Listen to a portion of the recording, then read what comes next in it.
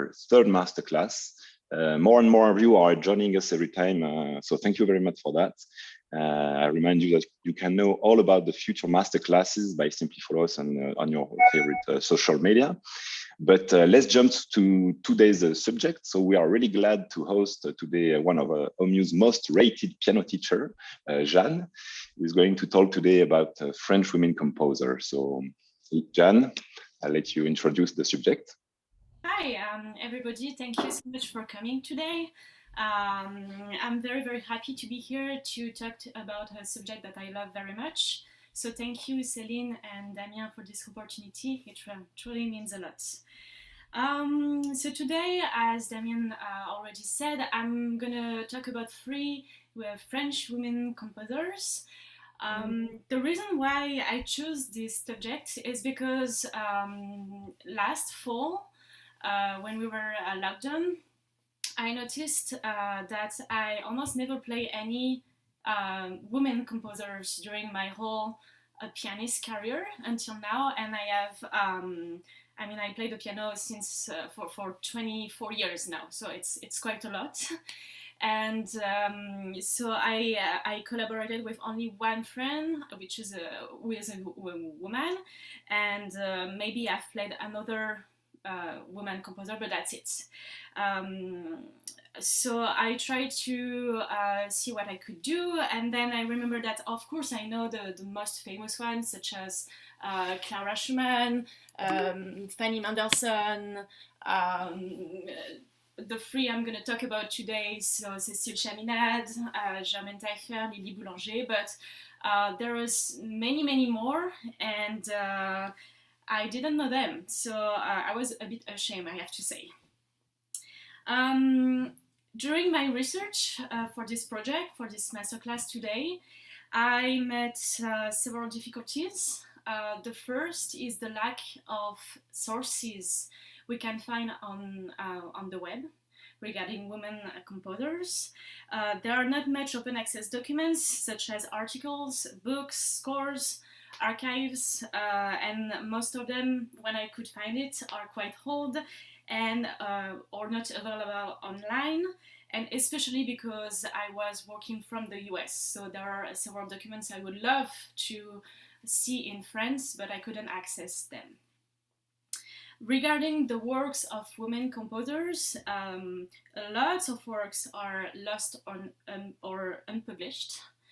And I could find a large inequality between the information we can find about male and female composers on the same era, Since I am French, I choose to speak about three French women composers today, and they are all related by their recognition by peers during their time and their influence on music. So I'm going to start with a little background about what it is to be a woman composer from the late 19th century until the late 20th century.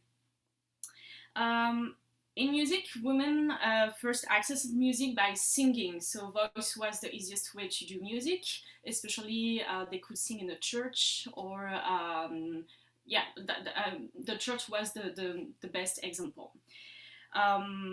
At the Conservatoire de Paris, so the French, the best school at that time, in the beginning, only the voice and the keyboard classes were open to women. The other instruments were considered as being impure for women. So we have to wait until 1916 to finally meet the first prize in a wind instrument for a woman, and that would be in flutes. So it's like just 100 years old. It's not very far away from us. And in clarinet, it's just 50 years ago in 1974. The education of a woman was considered as incomplete without music, but it was exactly the same thing as sewing or cooking. Actually, it was considered the same thing. Thus, we need female teachers to teach music. So there is kind of a tradition like women learning music, then teaching to other women that will learn music, but it's not going beyond the domestic sphere. I could also notice that women are barely mentioned in historical works, and Florence Launay, and I read a lot of her works on women, she studied a lot the subject, thinks that a woman from an upper middle class family playing the piano actually became the symbol of the woman musician. Indeed, the women musicians come mostly from upper middle class because this is part of their education. So, on the contrary, music could be a way to save a boy or a man from his poor condition if he was to enter the conservatory, or maybe if he became the protege of a teacher. We'll see with these three women that most of the time, the reluctance to see women succeed in music didn't come from their artistic field or the field they were evolving in, but from the society or their family, especially through the father figure. On the contrary, they were extremely encouraged and respected by their peers, their teachers, their colleagues, and the male figures were actually quite protective toward them. So today I'm gonna talk about three composers: Cecile Chaminade, Germaine Tailleferre, and Lili Boulanger, and I'm gonna start with Cecile Chaminade. Ambroise Thomas, a famous composer at that time, said of her, "This is not a woman who composes, but a composer who is a woman." And he meant by that she should be recognized as a composer and not as a woman. She lived during the Belle Époque in Europe, and that means that it's the end of the monarchy and the empire, which led composers to write mainly for piano, following the tradition of the salon music. Her beginnings was quite hard. Her father didn't want her to study music, and he considered that women should remain spouses, and we'll actually find the same problematic with Germaine Tailleferre 50 years later. Bizet, which is a very famous French composer, is the composer of Carmen, the most played opera in the world. Recognized her talent at a very early age, and he could convince her dad to let her follow privately the musical formation from the Conservatoire de Paris. So she actually received a complete formation with excellent teachers. She gave her first public concert at 18, played her compositions and pieces from the repertoire such as Mozart and Beethoven. Chaminade was extremely famous and respected by her peers during her lifetime, and one fun fact, and there will be many after that, she was actually respected because she was a woman and she could do what she was doing, meaning playing the piano and being a really respected international performer. She fully embraced the role of the first female composer, and her recognition was beyond France, and she was an international concertist who played in the US, in Canada, Turkey, Greece, England. I actually had a little fun and I made a map where she played. And at that time that was quite unusual. Nice. For many years she comes to England every June month to play in front of the Queen Victoria, who was one of her big fans. I'm just gonna stop because I forgot to say, if you have any question, any comments at any moment of the lecture, you can of course raise your hand and I will answer with pleasure.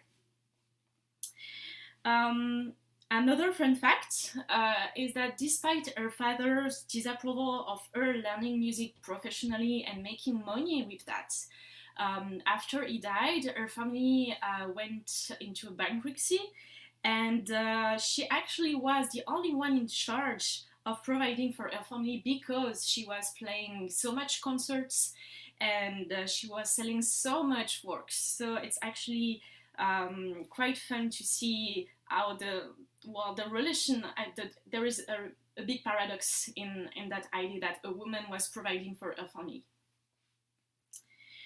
At that time, other women composers such as Amy Beach or Ethel Smith didn't get the same recognition, and they are quite famous, but not as much as Cecile Chaminade. Nowadays, Chaminade could still receive the title of the most famous woman composer because of the numbers of copies sold of her works and performances. However, like other women composers, it was extremely difficult to compose large works, and I mean by that orchestral works mostly. And at that time, composing a piano sonata was actually already a feat. Regarding her music, she stayed in a very French style, notably for her compositions titles. Her music was considered less difficult than the one from Liszt or Saint-Saëns, and because of that, she was mostly played by amateur musicians. But she remained extremely independent. She did a marriage of convenience with a music publisher. She didn't take any secretary or impresario because she didn't want to have another man reigning on her life. And the reason why she's so famous is because she received the Legion of Honor in 1930, and she was the first female composer to receive it. So it was actually a big thing. For those who don't know, the Legion of Honor is a politic, I think, award, and it's a huge award in France. During World War I, she moved to London and managed an hospital, so she almost totally quit the music. After that, she was never the same, and she almost completely quit the world of music and composition. Her last work was in 1928, and she actually died 15 years later. She wrote it when she was in Monte Carlo, and she was protected in Monte Carlo. She died quite miserably. She was amputated of one foot. She lived as a recluse, and she was actually forgotten by everybody. So it's very sad to see how she was respected during her career, and at the end of her life, everybody forgot her. During my research, I found that she recorded several of her works on piano rolls. I couldn't find a lot of nice recordings, so I'm not going to share it today, but I absolutely want to deep a little bit more in that, and hopefully I will be able to find it. And she left more than 400 works. I think there is some comments in the chat. I'm just going to check. Okay, perfect. Okay, so the piece I choose to illustrate Cecile Chaminade is a short piece for piano. It is from the Romance sans parole. In English, it's Romances Without Words.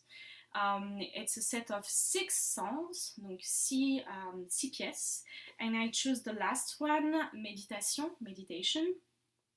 It's a very, very calm piece, and we can definitely see the beautiful writing of Chaminade. It's extremely poetical, it's extremely lyrical, and very colorful. So I hope you will enjoy the piece. And again, it's Meditation from the Romances Without Words.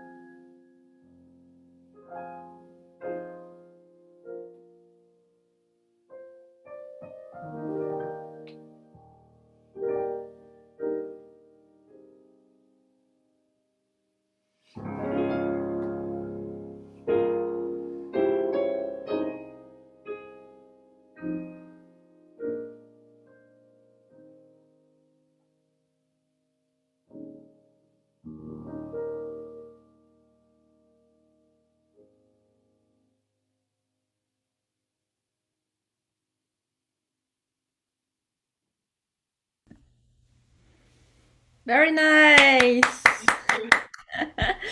I recommend everyone on you to cheer for Jeanne. Thank you. Yeah, great. Really nice.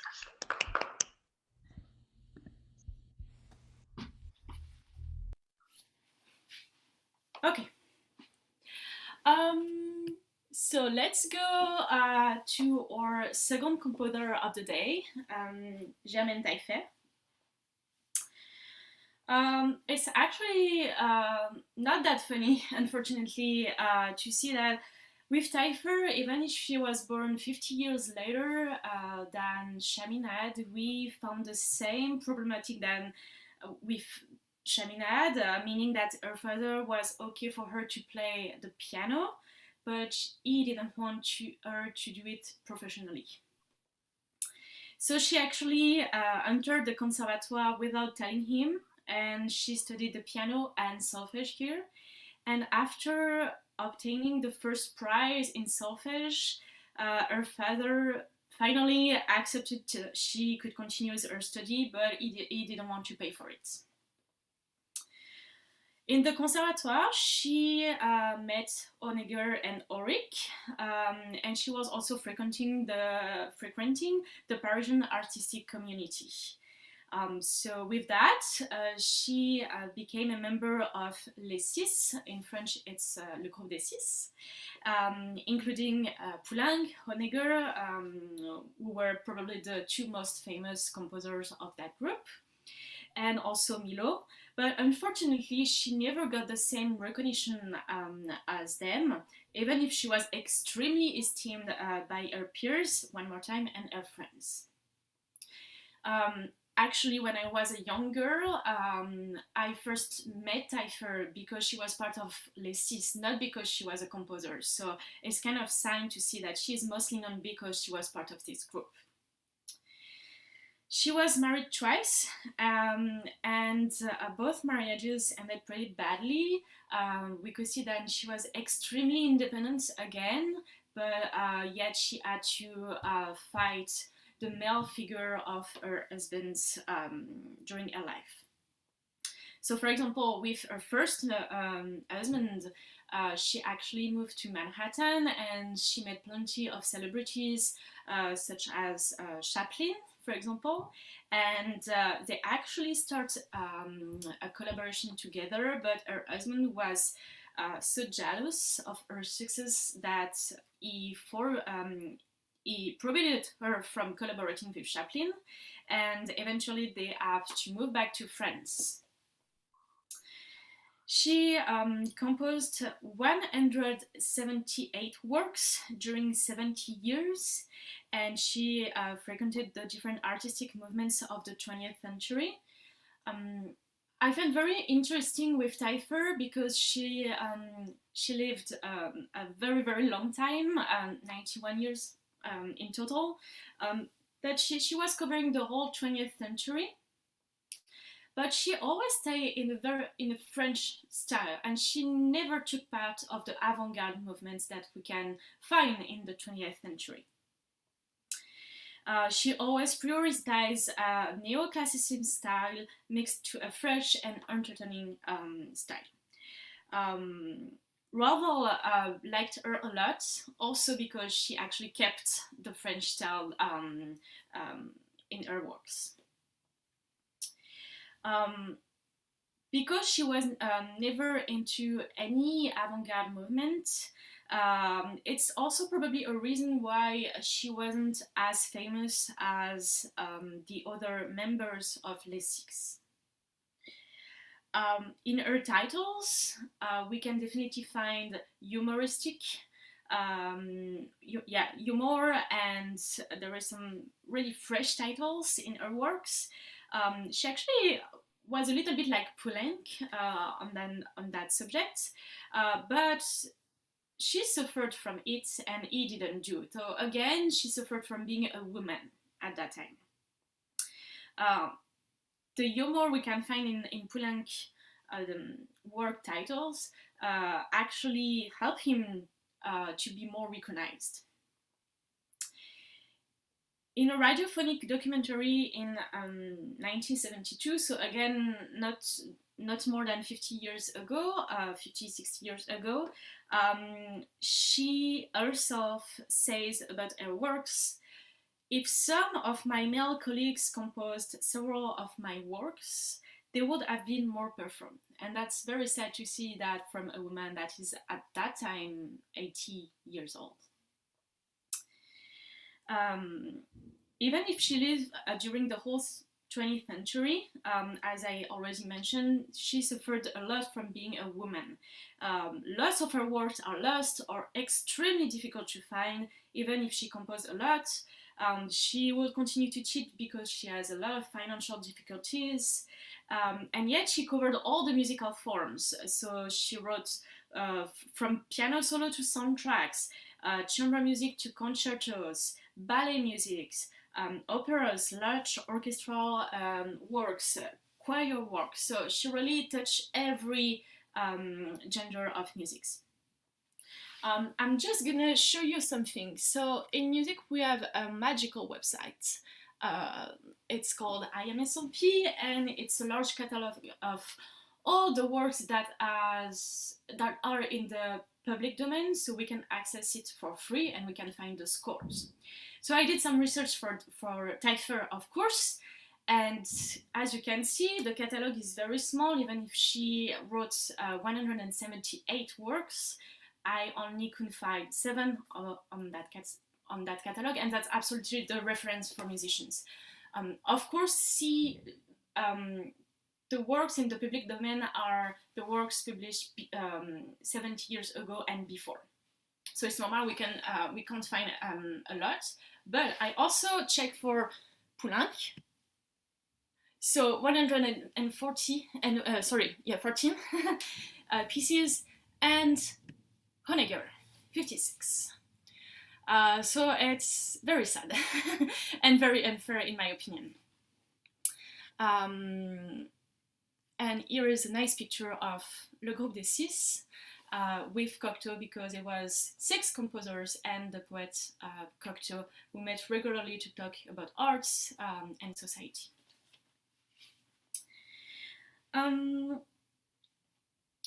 So in 1981, she is 89 years old, and the French Ministry of Culture commissioned her a piece. So it will be her last piece, and it's called Concerto de la Fidélité for high voices and orchestra. So again, it's very unusual to have a concerto for high voices and orchestra. So we have to think that it's her last work. It's a very famous French woman composer. It's a commission by the Ministry of Culture, and yet I haven't found any recording of it, and I couldn't find a score. And it's 30 years ago.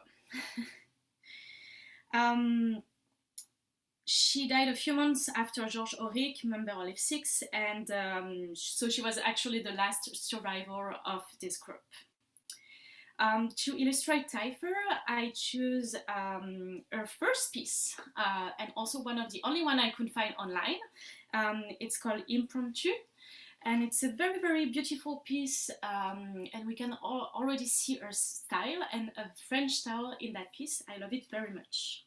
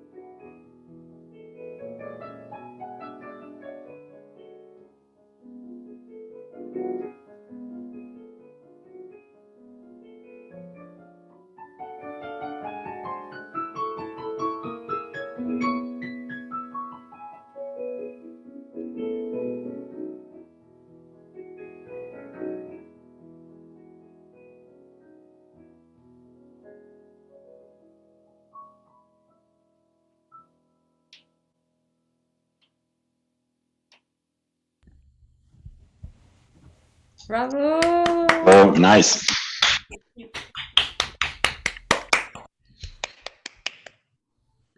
So I don't know if there is any comments so far or questions. Yep. No, so far it seems that our attendees are quite perfect. Quiet. Okay. So let's move to our last composer, Lili Boulanger. Maybe some of you have heard this name. She comes from a very musical family, so the name Boulanger is quite familiar in music. She grew up in a musician's family. Grandparents were musicians. Her father was a voice teacher at the conservatoire. Her mother was a singer and actually the pupil, one of the students of her father. Her sister was very talented pianist and composer. And Lili.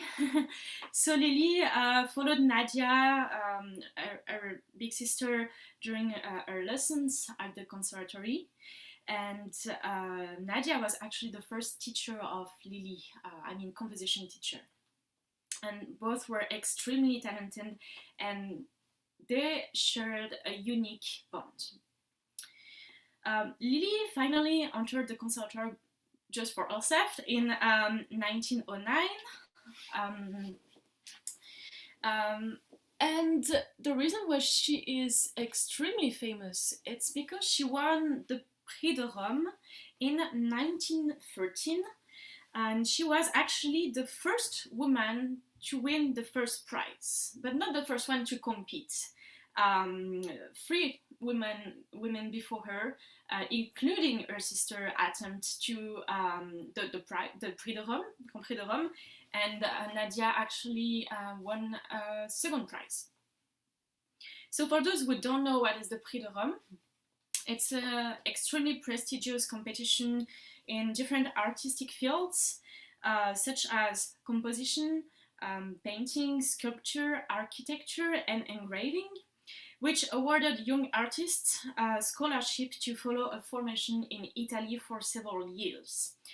It was abolished in 1968. So you can see on the screen a picture of Lili and all the competitors in 1913. And she was, of course, the only woman. So as I mentioned just a minute ago, 3 women before her, including Nadia, took part several times and reached the final, but none of them never did better than a second grand prize.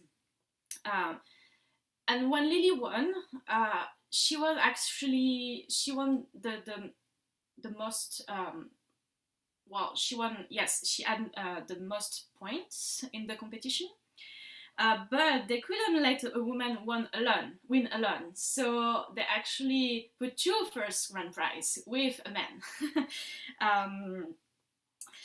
I think she had 2 more points than her, the other winner.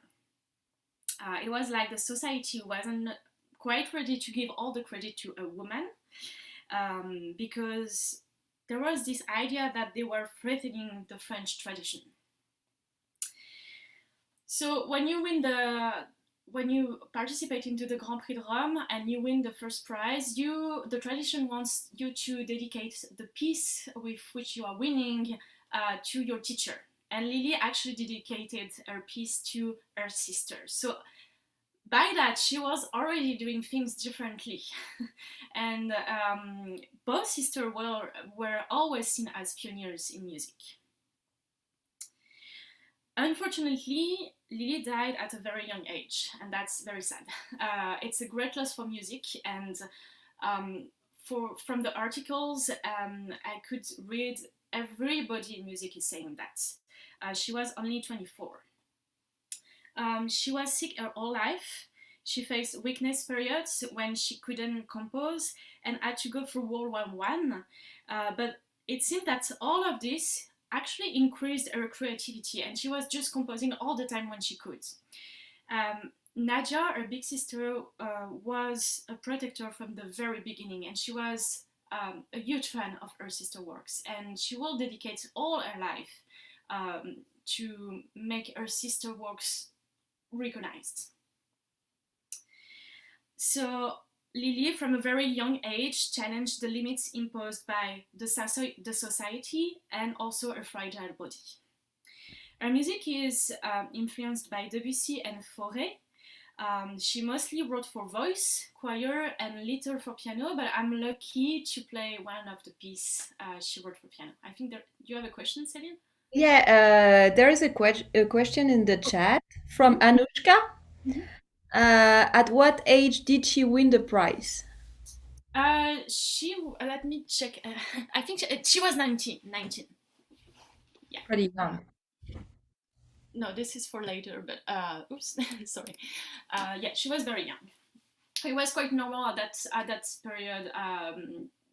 You entered the conservatory much more younger than we do today. She was like probably 11, 12 or 13. Tailleferre entered like she was again about the same age, and now it's more about 16, 17, 18. So it's quite normal. Thank you for the question.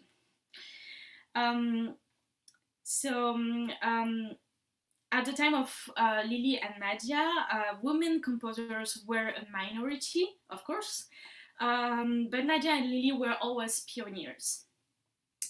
Nadia helped Lili's recognition, especially because she participated in the Prix d'Europe before her sister. So in a way, she just opened the way for Lili to be successful in that. Until then, women composers fit in the role attributed to the society, by the society. So music works should be in forms considered appropriate for women, such as songs and piano compositions, anything that could be performed into the domestic sphere.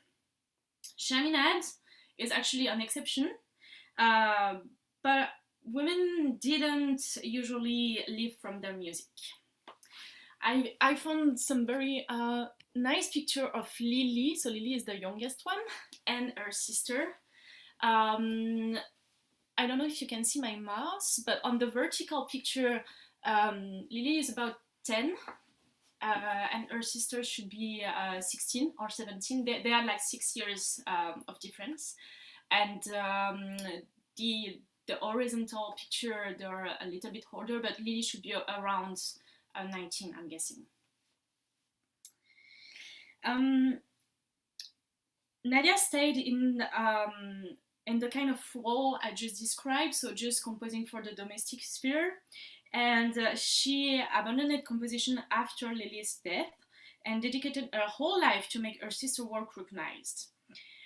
She actually became its principal performer, and on the contrary, and she composed only songs, short pieces for cello, piano, violin, piano.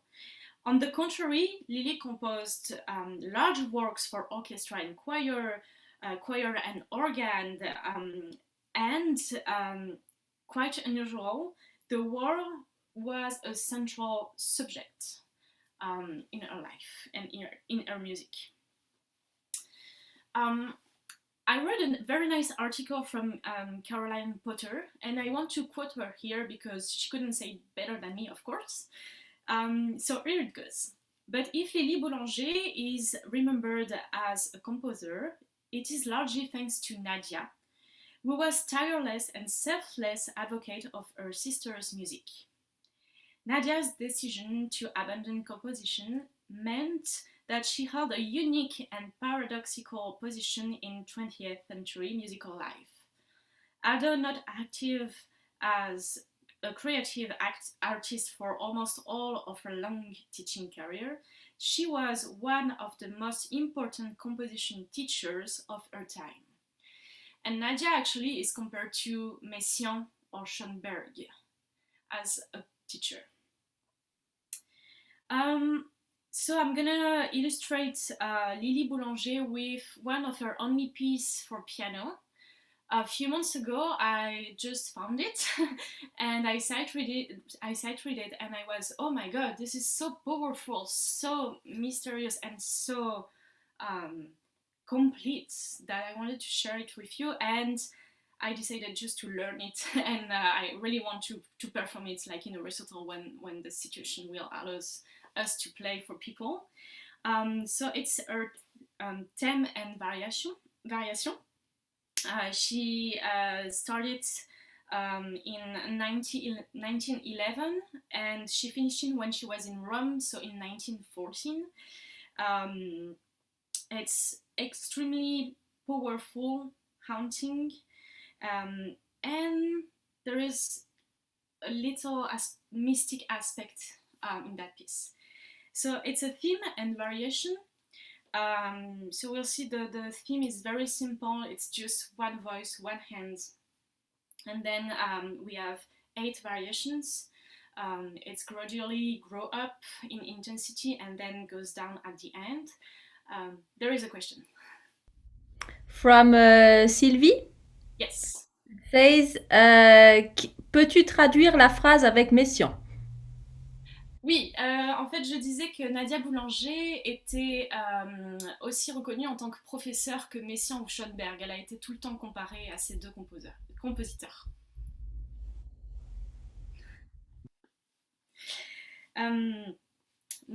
So for this piece, you will see that it's very interesting how she will take the first variation to conclude her piece. So the last variation will be actually the same as the first variation, and it's quite unusual, and there is just a few measures added to to mark the end of the piece. Is there any question before I play?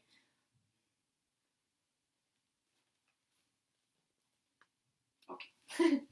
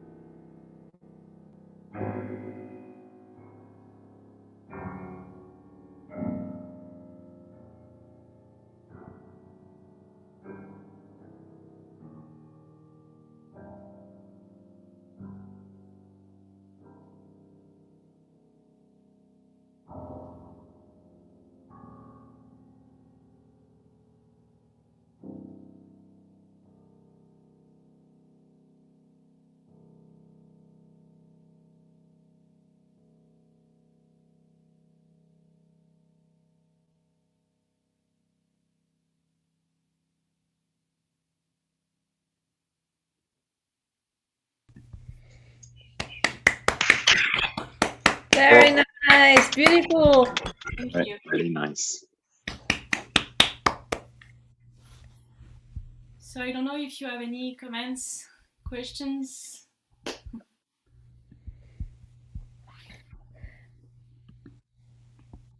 We have a few comments on the chat. Love the build-up of energy. Magnifique découverte. So a lot of compliments for you, Jeanne, today.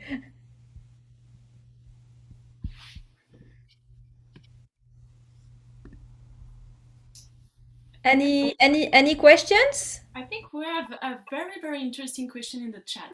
Did you Great. usually compose in that style? I'm not sure what style you are thinking about. If you want to precise it, you can.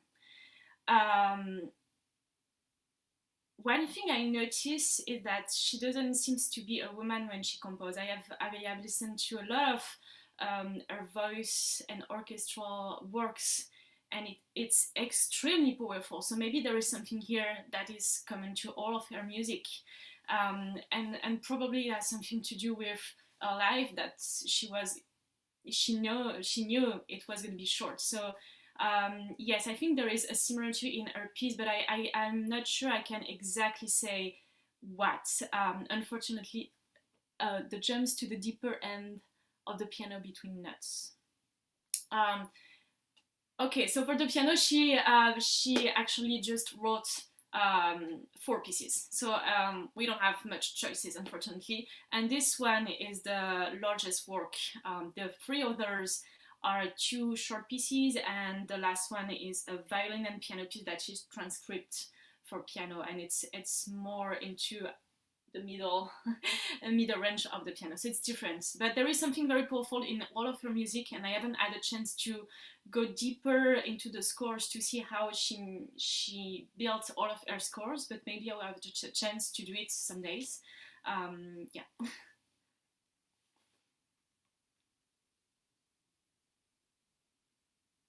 Do you see things moving in the music industry? Merci Anne-Laure. Yes, I definitely see that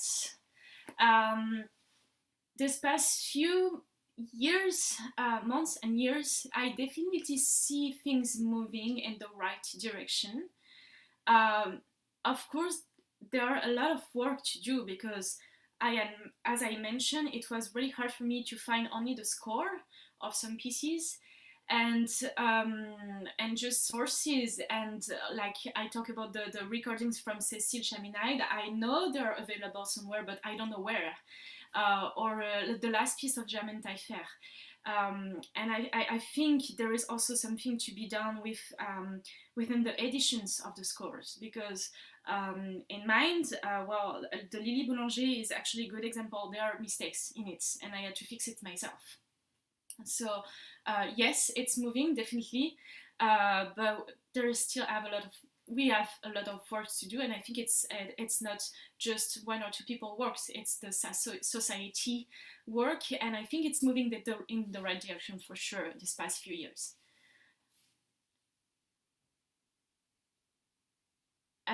Okay, and Zach is asking, how do you find pieces to learn when there are so few good recordings on these composers? I do some research. I go to INSLP. I try to check the women composers, and while reading articles, I just take notes of names, and then I'm gonna check. I'll check if the scores are available. Then I'm checking if there is any recordings, and I'm reading a lot, of course, the biographies and any articles or any sources I can find, and I am taking notes, and after that I try to do research.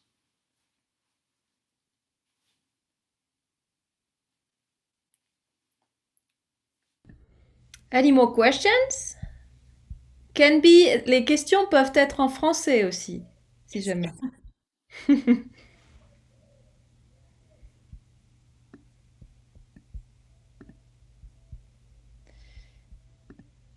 seems that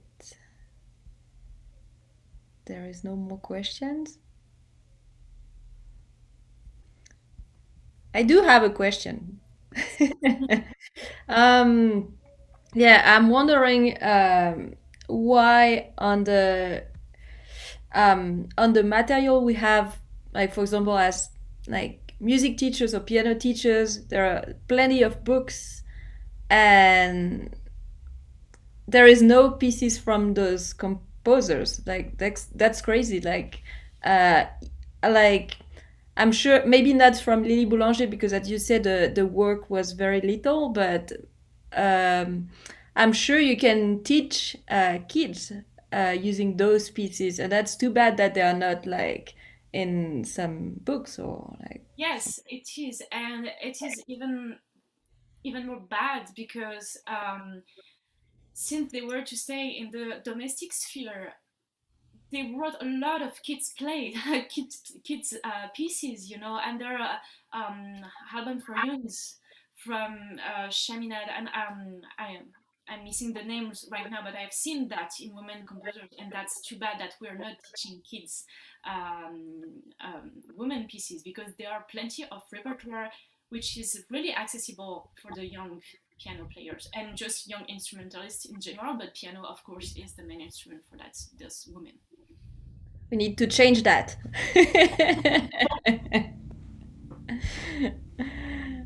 All right. Any more questions? No? Thank you for all the very nice comments in the chat. I can see them now. It's very very nice. Thank you. Yeah, well, so thank you everyone for coming. I don't know if you want to say a last word, Jeanne, but it was. Well, thank you, Céline, for inviting me. It was my first shot on that subject, so I Very good. learned something. I was very, very happy to share it with you. I think it's definitely something I want to go deeper into it, and there are plenty of marvelous pieces to listen to. So be free to go on Spotify or on YouTube, or just check on Women Composer Internet and then go listen to recordings. There are plenty of things already recorded. And if you like to hear more of Jeanne, you can follow our Instagram or Facebook page, and of course you can still participate to the home use masterclasses. We have once a month, and we'll be happy to see all of you here. So that's like each time a great moment. So thank you everyone for coming. Bravo. Thank you, Jeanne. That was great. Bravo pour ce beau moment. Merci beaucoup. Thank you. Merci. Thank you. Bye, everyone. Bye.